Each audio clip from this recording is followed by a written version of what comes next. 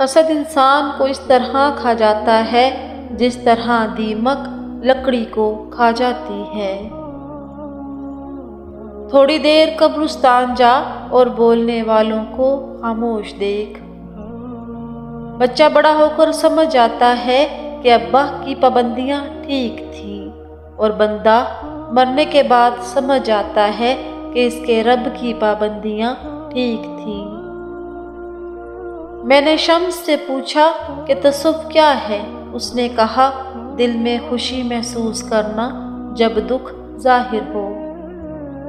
لوگ لباس دیکھنے میں اتنے مصروف ہیں کہ اخلاق دیکھنے کا وقت ہی نہیں۔ موت کا ذائقہ سب نے چکھنا ہے، مگر زندگی کا ذائقہ کسی کسی کو نصیب ہوتا ہے۔